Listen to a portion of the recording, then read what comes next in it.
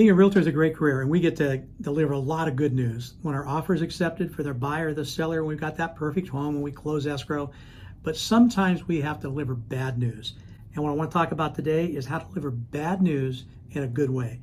Being in an office of 150 agents and having my own team of over 20 agents, there's often times where I'll hear bad news being delivered.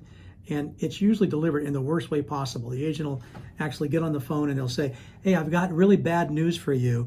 Unfortunately, the loan fell out. We're going to lose our escrow. And the reason is because I think this lender didn't do their job, or the agent or somebody.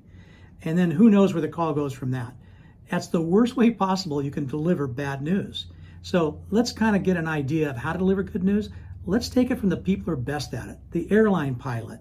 Airline pilot's trained how to give bad news. So when we go through turbulence, he doesn't call and get all frantic that, oh, we're going to go through turbulence. I hope we're going to be okay.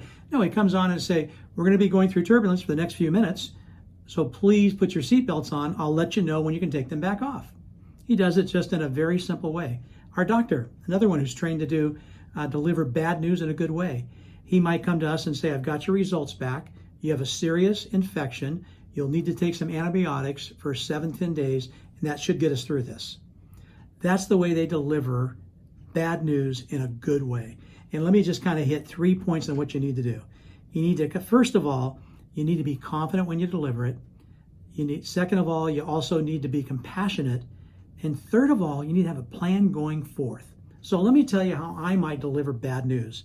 If I was the listing agent and just found out that the buyer could not qualify and we're going to lose our escrow, I would call and say, Mr. and Mrs. Morris, I just found out that the buyer of our property cannot qualify for this loan. The lender has done everything they can, but there's no way. They got the formal decline right now.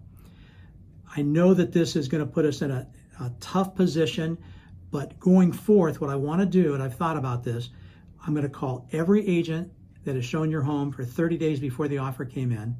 I'm going to hold your home open this weekend if you'll let me.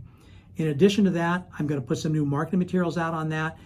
These are some of just the few of the things I have right now. I'm going to come up with a couple more ideas because I want to get you back in escrow as soon as we can. Do you have any questions? That's the way you want to deliver this. Just remember, you want to be confident, you want to have compassion, and you need a plan. If you do that, guess what? You'll deliver bad news in a good way.